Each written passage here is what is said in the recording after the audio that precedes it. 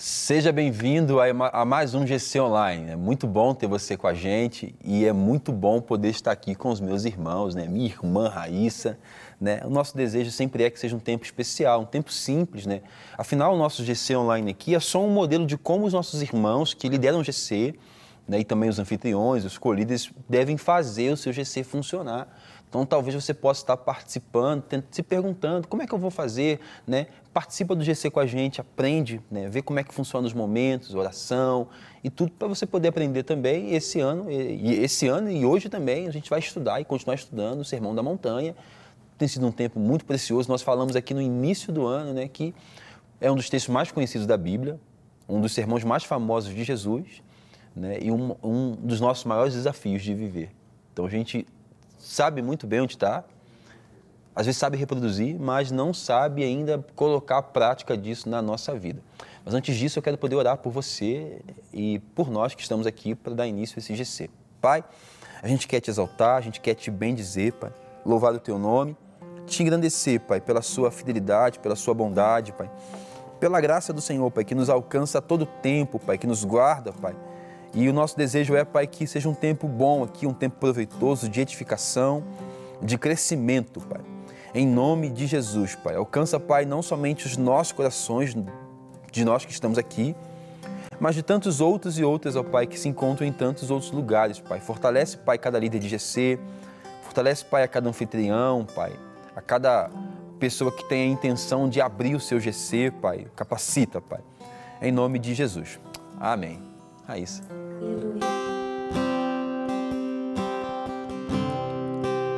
Digno desta canção, só tu és Jesus.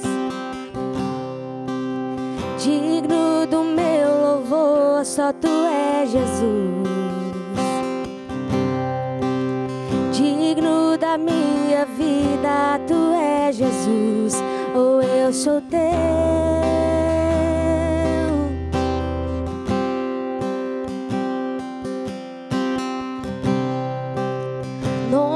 Que é sobre todos é o teu Jesus, fonte da salvação, só tu és Jesus. Digno da minha vida, tu és Jesus, ou eu sou teu.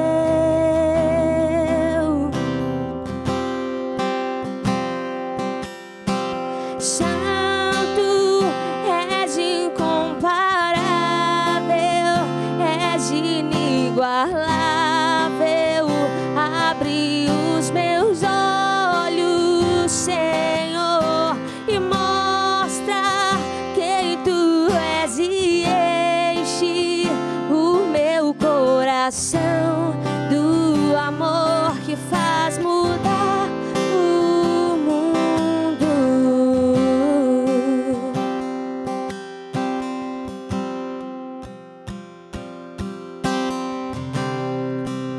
Digno desta canção, só tu és Jesus.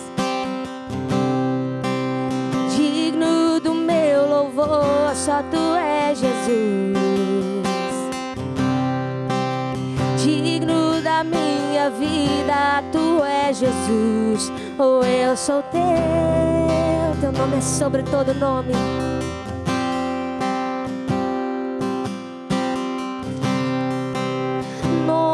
Que é sobre todos é o teu Jesus,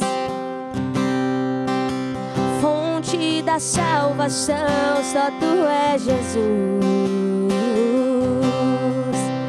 Digno da minha vida, tu és Jesus, oh, eu sou teu.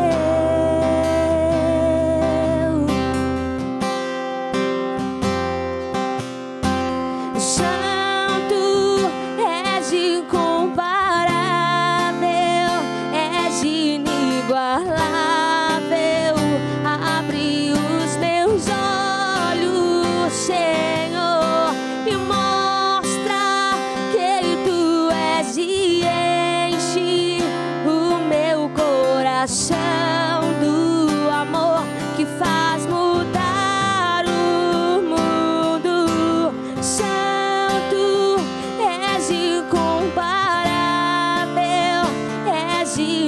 inigualável. Abre os meus olhos, Senhor, e mostra quem Tu és e enche o meu coração do amor que faz mudar o mundo. E eu vou construir minha vida em Ti. Tu és meu fundamento e eu vou confiar somente em Ti. Não vou ser abalado. Eu vou construir minha vida em Ti. Tu és meu fundamento e eu vou confiar somente em Ti. Não vou ser abalado. Santo, és incomparável. Tu és. Abre os meus olhos, Senhor, e mostra quem Tu és e enche o meu coração desse amor que faz. A morte venceste e o véu Tu rompeste e a tumba vazia agora está. O céu Te adora, proclama Sua glória, pois ressuscitaste e vivo estás. Tu és invencível, inigualável, e hoje pra sempre reinará. Pois Teu é o reino e Tu é a glória, acima de todo nome está. Poderoso esse nome é, poderoso esse nome é, o nome de Jesus, meu Rei. Poderoso esse nome é, maior que tudo Ele é. Poderoso esse nome é, nome de Jesus. Poderoso esse nome é, nome de Jesus. Aleluia, que bom. Senhor, o Seu nome é poderoso, Pai. Obrigado pela nossa vida, pelo nosso GC, por cada GC, Pai, da nossa comunidade, da nossa igreja, em nome de Jesus. Amém. Seja muito bem-vindo e bem-vinda. A gente continua aqui, então, estudando o Sermão da Montanha, capítulo 7. Hoje a gente vai ler a partir do verso 15, né? O texto fala assim: cuidado com os falsos profetas. Eles vêm a vocês vestidos de pele de ovelhas, mas por dentro são lobos devoradores. Vocês os reconhecerão por seus frutos. Pode alguém colher uvas de um espinheiro ou figos de ervas daninhas? Semelhantemente, toda árvore boa dá frutos bons, mas a árvore ruim dá frutos ruins. A árvore boa não pode dar frutos ruins, nem a árvore ruim pode dar frutos bons. Toda árvore que não produz bons frutos é cortada e lançada ao fogo. Assim, pelos seus frutos, vocês os reconhecerão. Até aí. E na lição de hoje o título é O Perigo dos Falsos Mestres, né? Os falsos profetas já existiam no período de Jesus e precisamos admitir que eles existem ainda hoje em muitas igrejas. Então, não é novidade para a gente, não é um movimento que acontece a partir de Cristo, isso é anterior até mesmo a Cristo, né? Já existiam falsos profetas e falsos mestres mal intencionados no meio do povo ali, que usavam muito mais da sua fala para conquistar, talvez, para conseguir os seus desejos, para lucrar ou qualquer outras coisas, né? Mas a lição de hoje nos ensina a observar esses falsos mestres e profetas e a identificá-los, né? Citando essa analogia aqui da árvore e o fruto bom e o fruto ruim, né? Nos tempos bíblicos, um verdadeiro profeta era aquele que ensinava a verdade por inspiração divina. Ele tinha um compromisso com aquilo que Deus estava revelando e falando por meio dele. O profeta não falava de si e nem o que ele queria. Ele falava exatamente o que Deus mandava ele falar, porque havia um compromisso e desse compromisso vinha uma inspiração divina. E o falso profeta era aquele que reivindicava a mesma inspiração divina, mas ele propagava mentira. Ele propagava mentira. Jesus, então, demonstra aqui na lição que aqueles que propagam mentiras em nome de Deus são falsos profetas, falsos mestres, dos quais os seus discípulos deveriam se acautelar. Não é somente Jesus, Paulo também fala sobre isso, e a gente percebe também no Velho Testamento, em alguns momentos específicos, em que surge um falso profeta, um falso mestre, alguém mal intencionado falando em nome de Deus. A gente sabe que se alguém mal intencionado falando em nome de Deus, isso já acontece há muito tempo, antes mesmo do surgimento, do nascimento, da encarnação do próprio Cristo. Então, o conselho que Cristo dá é que os seus discípulos, os seus seguidores, fiquem atentos a esses que falam em nome de Deus e percebam o que eles estão produzindo, porque o fruto revela se o profeta é de Deus ou se não é, se o mestre é de Deus ou se não é, mas não só o profeta e o mestre, se a pessoa é de Deus ou não, entendeu? Se a pessoa, ela pode falar muito bem, mas ela produz um fruto ruim, podre, um fruto que não tem proveito ao reino, isso fala sobre ela. Aqui o texto se limita, talvez, como Jesus fala com seus discípulos, o texto se limita a um dom específico, a uma pessoa que exerce uma função específica, mas como nós somos chamados a falar de Deus, é totalmente possível que a gente se encaixe aqui também nessa realidade. Jesus, então, ensina que nós não devemos ficar fascinados com as aparências. Então, está aí um risco que a gente corre, Raíssa, de não perceber que é um falso profeta ou um falso mestre, porque a gente pode ser ludibriado pela aparência. Você pode olhar e falar, está ali, parece, fala igual, pensa igual, anda igual. E às vezes nós olhamos assim, nossa, poxa, mas tem dom, faz milagres, Deus cura através dessa pessoa, e a gente vai lá e classifica essa pessoa como uma pessoa de Deus, mas na verdade não é simplesmente por fazer as coisas, Deus usa quem Ele quer, mas nós precisamos ter uma vivência, uma base bíblica, então cabe a nós hoje ficarmos alicerçados realmente na palavra de Deus, para a gente ter discernimento, quem é quem. Se nós usarmos como parâmetro então as aparências, a gente possivelmente vai ser enganado, porque um falso mestre, um falso profeta, ele não vem com uma placa na testa dizendo sou um falso mestre, sou um falso profeta. Muito pelo contrário. Ele vem, segundo o texto mesmo, ele vem camuflado na pele de cordeiro, falando mentiras. Talvez não.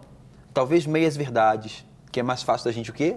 Ir abandonando aos poucos, até sair desse aprisco e correr o risco de vida. E Jordan? E esse é o perigo, né? O maior perigo dos falsos mestres, além da mensagem que se prega, da mensagem que se fala, é justamente a aparência, porque ele não quer ser confundido com uma ovelha, ele quer ser parecido com uma ovelha. Ele quer parecer um pastor, ele quer parecer um evangelista, ele quer parecer um profeta, ele quer parecer ser um mestre. E aí, se a gente se apega aos detalhes da aparência, é muito fácil ser confundida, porque a mensagem ela pode ser verdadeira, mas se o coração é enganoso, a mensagem ela se torna ineficaz. Porque se o teor da mensagem não for Cristo, por mais que é belo, por mais que é meia-verdade, como o Rafa disse, o teor dela, o movimento que ela vai fazer no meio do povo de Deus é em vão e muitas vezes leva até para a própria destruição daquele povo. Então, assim, o perigo dos falsos mestres, dos falsos profetas é justamente esse, porque eles querem parecer. E muitas vezes eles são parecidos, né, com os profetas, com os pastores. E se nós pensarmos no texto anterior, que é sobre o caminho estreito, a porta estreita também, o caminho largo, a porta larga, né, a gente poderia pensar assim, possivelmente um falso mestre, um falso profeta, ele vai falar que não tem problema você... ele vai te indicar o caminho largo, né, ele vai desenvolver uma pregação, né? Mas talvez ele vai te indicar o caminho estreito, a porta estreita, dizendo que você não precisa abdicar de algumas coisas. Então, no seu entendimento, você vai pensar que você está no caminho certo. Mas se você não abdicou, é sinal de que você não está no caminho correto. Então, é muito importante a gente deixar de fazer juízos superficiais e começar a entender o que cada um está produzindo. O que esse profeta está produzindo? O que esse pastor está produzindo? Né? Porque é um critério. Né? Por que Jesus estabelece por que Jesus estabelece esse critério? Porque ele é alguém que a gente pode olhar e falar assim, tá, deixa eu ver o que ele pregou. Ok, o que ele viveu? Bate. Deixa eu ver o que ele fez. O que ele falou? Bate.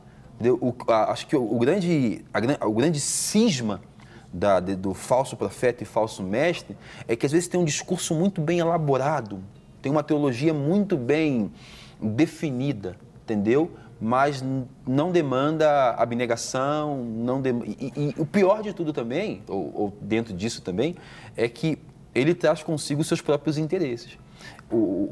Se o profeta é alguém comissionado para poder falar o que Deus quer falar com o povo, o profeta ouve Deus e fala para o povo, nós temos aqui então alguém que supostamente vai dar orientações ao povo que não vem de Deus.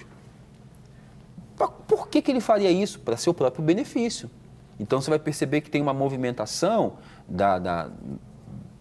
dos homens da religião vigente aqui na época de Cristo, tem uma movimentação que traz muito mais benefício para eles do que para o povo.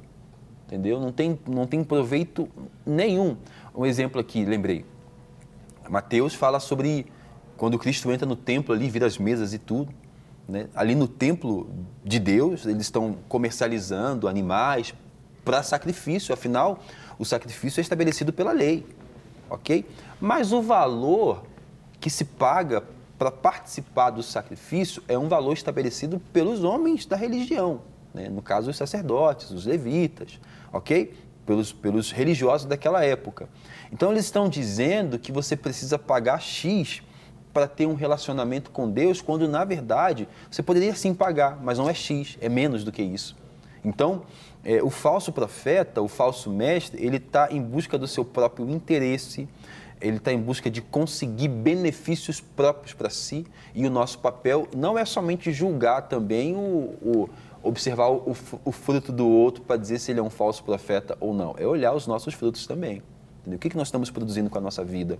O que a nossa pregação, nossa teologia, o que a nossa vida produz de benefício para a comunidade? Quando Paulo fala em Coríntios sobre a forma como Deus dá dons aos homens e à humanidade, e faz com que a gente se relacione entre si para edificação, o quanto que aquilo que eu recebi edifica o outro? O quanto que isso me faz pensar que não é meu, que não são mais os meus próprios interesses? Então, eu acho que isso não é perceptível no falso profeta. Ele não está preocupado com a edificação do outro, com o bem-estar do outro, ele está preocupado em como ele vai fazer para enganar e receber proveitos disso, né? Então, Cristo ensina exatamente isso, né? O que se encontra abaixo do pelo? Uma ovelha ou um lobo? Após esse exemplo, Jesus mudou as suas metáforas para árvores e seus frutos. Embora possamos confundir muitas vezes um lobo com uma ovelha, nós não podemos cometer o mesmo engano com uma árvore.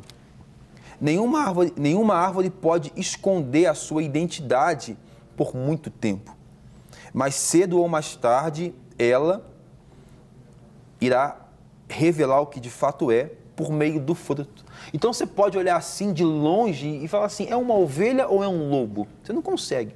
Mas quando você olha para uma árvore, né, ela não vai conseguir esconder por muito tempo isso, porque mais cedo ou mais tarde, na ponta dos seus galhos vai aparecer um fruto, a gente vai ver o que ela está produzindo. E por aquilo que ela está produzindo, a gente fala, opa, é um pé de manga. Por quê? Olha lá, é um pé de maçã, entendeu? Então a gente começa agora a perceber que aquilo que estava escondido e que essa árvore está externalizando, é exatamente o que identifica como algo bom ou como algo ruim, né? Os falsos mestres apresentam-se disfarçados de ovelhas, mas por dentro são lobos, roubadores. Então, eles se apresentam disfarçados de ovelha para que as demais ovelhas tenham liberdade de estar no meio deles, até que eles se revelam e aí o intuito é sempre matar as ovelhas. Lembrando que os falsos, nessa analogia aqui do lobo, o lobo se alimenta de ovelhas. Então a ideia é parecer uma ovelha ou parecer alguém de Deus, falar como alguém de Deus, estar no meio, né? Estar no meio dos que são de Deus e ver como eu vou fazer para me alimentar, enganando esses que são de Deus. Jordan? E precisa ter um combate, né? O falso mestre ele precisa ser combatido e o movimento que a igreja tem hoje para combater o falso mestre, o falso profeta, enfim, é o conhecimento das Escrituras, né? Porque o próprio Paulo, por exemplo, ele vai descrever para nós o que um nascido de novo, um remido de novo tem, que é o fruto do Espírito, e ele começa a descrever as características desse fruto. Então, quando a gente olha para uma pessoa e não consegue identificar, né, na estética, no jeito, quando você não consegue acompanhar tanto a vivência da pessoa, você olha para aquilo que ela produz, né? Após a pregação, o que ela produz, em casa, o que ela produz, com a esposa, o que ele produz, com o esposo, o que ela produz, e aí a gente consegue observar se existe sinais de transformação, de conversão, de arrependimento, e aí sim a gente consegue, né, de certa forma, combater, porque a ovelha ignorante que não consegue reconhecer quem são os lobos, que não tem essa ferramenta de reconhecer quem são os lobos, ela não consegue identificar. Ela não identificando, ela é atacada, né, já que esse é o papel, fazendo uma analogia, ela é atacada por esse lobo. Então, é um papel nosso, fundamental, claro, perceber no outro, não aspectos no que a gente coloca como lei moral, mas naquilo que já foi revelado, que são os parâmetros de vida cristã. Não é o que eu acho que um pastor tem que ter, o que um profeta tem que ter. É o que a palavra diz que um nascido de novo tem. Isso é muito importante também, senão a gente coloca a nossa lei moral. Eu acho que um pastor ele não pode sair sem terno, por exemplo, enfim. A gente está colocando uma lei moral, que não é um preceito bíblico, para definir se existe nele sinais de pastoreio, sinais de novo nascimento, sinais de Cristo.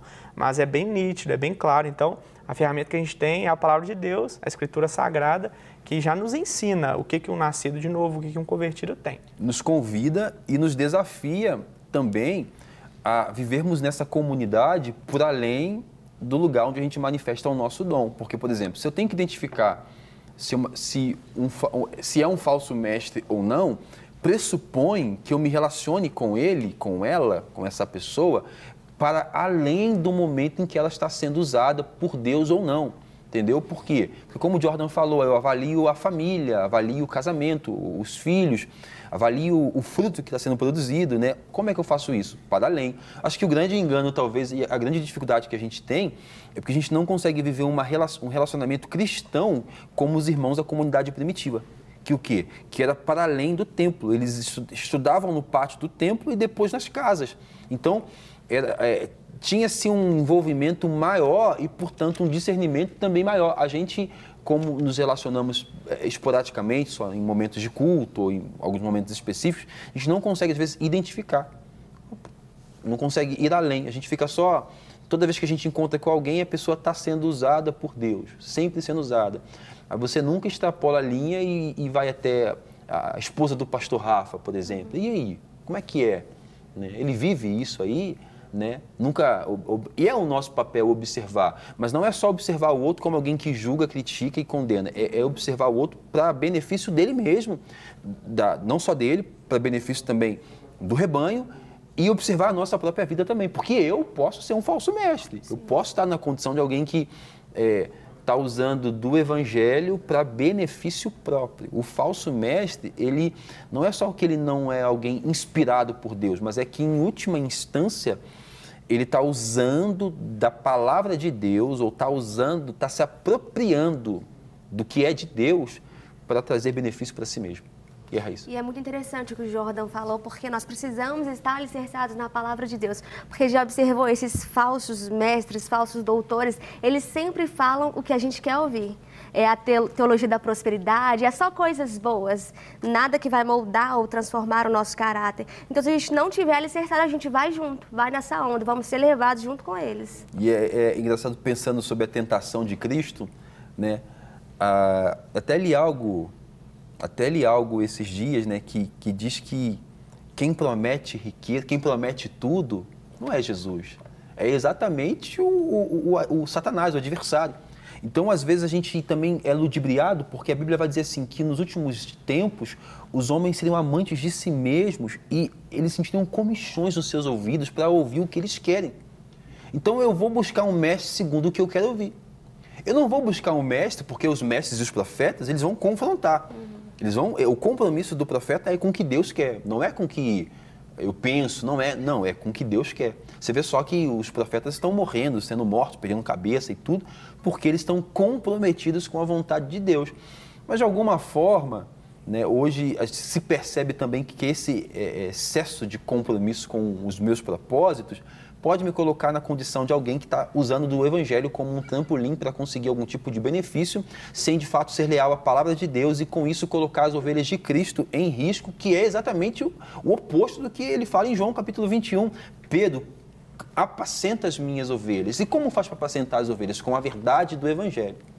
E tudo que não é verdade do evangelho, falado por uma boca de alguém que está na posição de líder, o faz um falso profeta, um falso mestre. Né? E nós citamos aqui, existem várias teologias hoje e tem teologias que são extremamente demoníacas, que não tem nada a ver com o evangelho, nada a ver.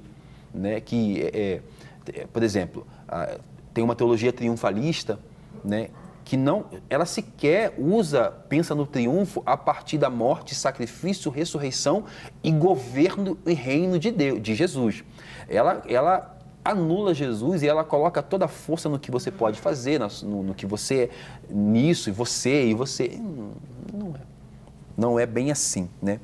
Exatamente da mesma forma, o rebanho de Cristo está à mercê de bons pastores ou de lobos. O bom pastor alimenta o rebanho com a verdade. O falso mestre, como um lobo, divide-o por causa do erro. É preciso discernimento. Infelizmente, esses lobos penetram sorrateiramente no rebanho. Um falso mestre ou um falso profeta, ele não se anuncia nem faz propaganda de si mesmo como alguém que vai fornecer mentiras. Pelo contrário, ele reivindica ser um mestre de verdade. Ele fala, eu sou um mestre de verdade, eu sou um seguidor de verdade. Conclusão, um lobo pode se disfarçar, né? Uma árvore não. Não só o caráter do fruto fica determinado pela árvore, mas também a sua condição. Os falsos profetas revelam a sua verdade ou a sua identidade de verdade no campo do caráter e da conduta. Olha aí que importante. Pois o mestre de verdade possui o fruto do Espírito.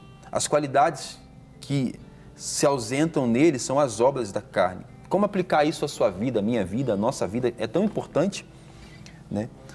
O mestre de verdade vai sempre procurar o que é mais bíblico, o que é uma orientação mais bíblica possível.